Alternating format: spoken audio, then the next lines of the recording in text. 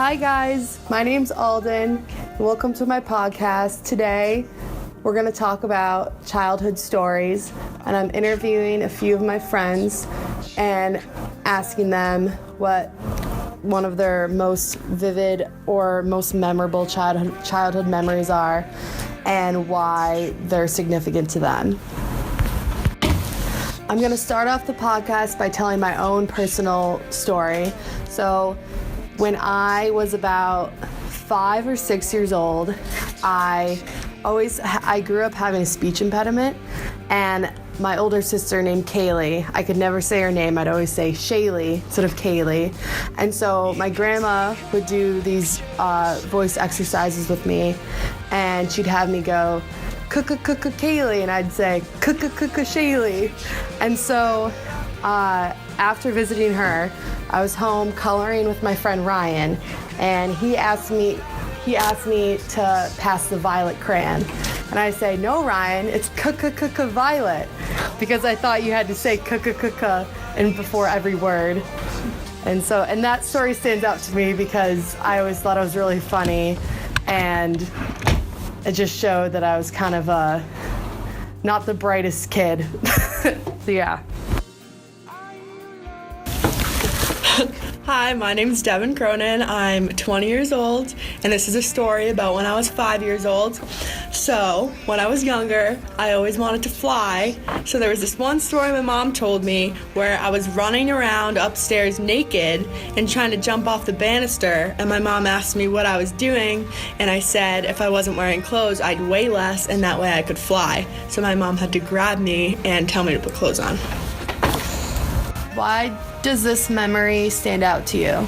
This memory stood out to me because I feel, shows people my personality, that I'm very imaginative, and that as a child I like to have fun and do to this day.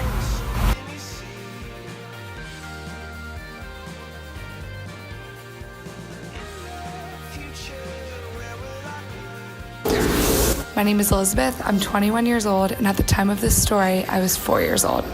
So at my preschool, we had this thing called Mystery Reader, where parents would come in and read their kid's favorite book to the whole class. And so my mom was a stay-at-home mom, so she would typically have done something like this.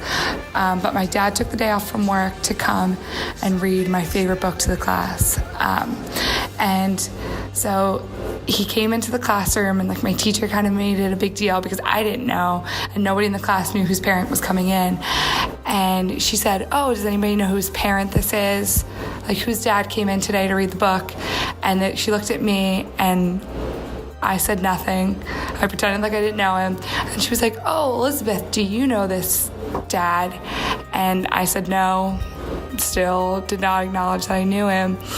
He read the book, and then afterwards she was like, so are we gonna, can the person whose dad this is please stand up?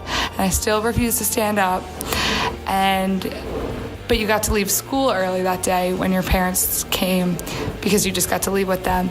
So the only way that I would admit that that was my dad in front of my whole class was when I got to leave school early that day. I still feel bad about it to this day, but yeah.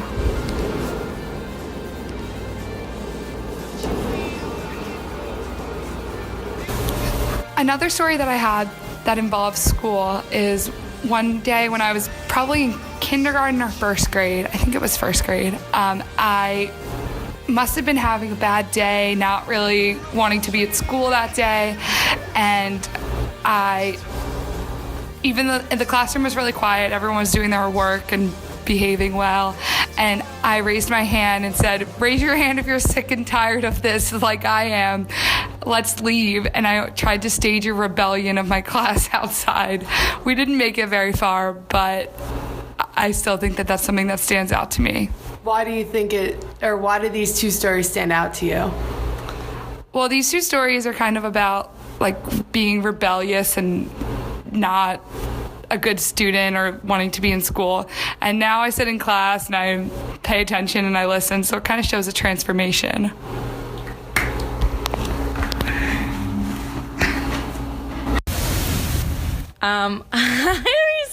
No, I can edit it. Okay.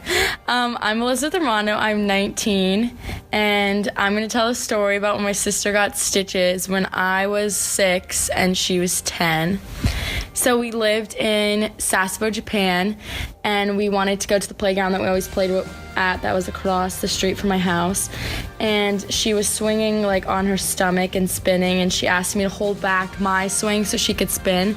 And instead of holding it back, I like let go, and it hit her in the mouth, and her tooth like corroded, like went backwards and turned blue, and it was bleeding all over the place.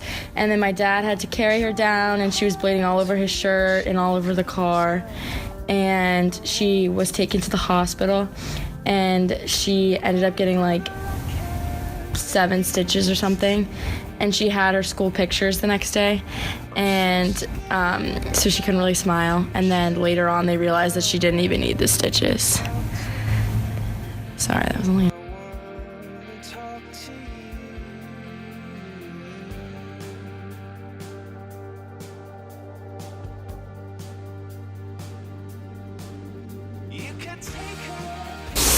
Hi, my name is Gabby Clarkson. I'm 20 now, and this story happened probably when I was about 9 years old. The story is about my grandpa. My grandpa tells stories just like my dad. He makes it seem so much better than what actually happened. He has very simplistic needs and is very generous. My family and I moved in with him and my grandma when we were doing construction on our house. I guess my parents told him that I was having trouble making some friends. My grandpa obviously could not sit back and do nothing, so secretly he told me for every friend that I made at school, he would give me $10, and twice that if the friend happened to be a boy. It was clear that my parents were not supposed to know about this little deal we had going on. He might have thought I was too young to realize what was going on, but it felt good to know that he cared that much about me.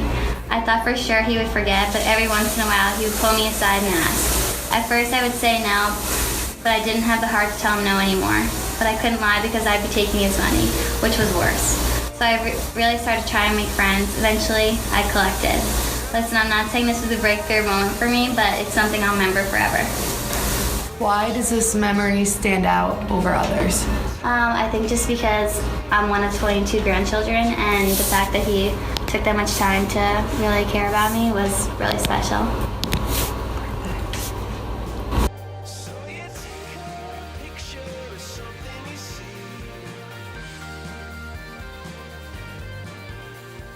Hi, my name is Pat, and I'm 18 years old. When I was 7 years old, I really liked to climb things. My mom didn't like when I used to climb trees or the house outside, so she would only let me climb like windows inside and furniture because of that I wouldn't get hurt.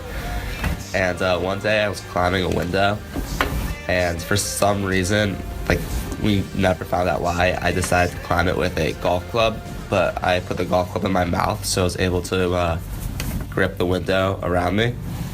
And I lost my balance and fell down, and the golf club ended up puncturing my soft palate, leaving a hole in my mouth. We went to the doctors, but they couldn't do anything about it, so I had to walk around with a hole in my soft palate for about 2 months.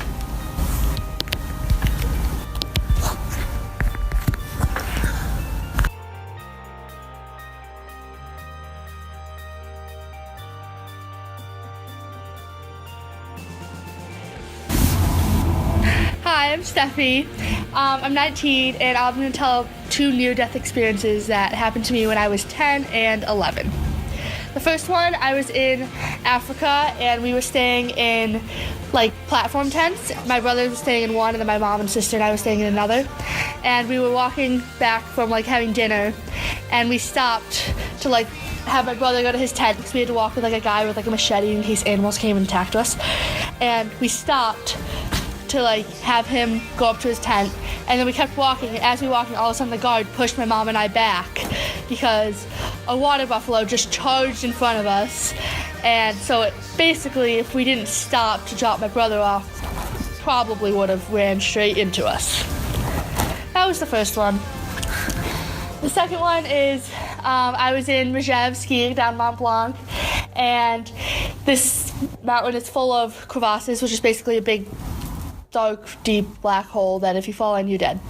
And we were skiing down this little pathway to go to lunch in the middle of the mountain, and I had like tripped over my skis because I'm stupid, and I slipped down, falling towards the side of the mountain where a crevasse was. My dad stuck out his ski pole, and I grabbed onto it. He had to pull me back up. Heart beating a little too fast, but it's good. That's all I got. Oh, good. Why did these two stories stand out to you? I think this stood out to me most because, well, one, they were near-death experiences, so it's kind of something that will just like stay with me forever, and I'll always remember them. And like they were two of my big family trips, so like I remember the trip, and then I remember the near-death experience part of it. I've been trying hard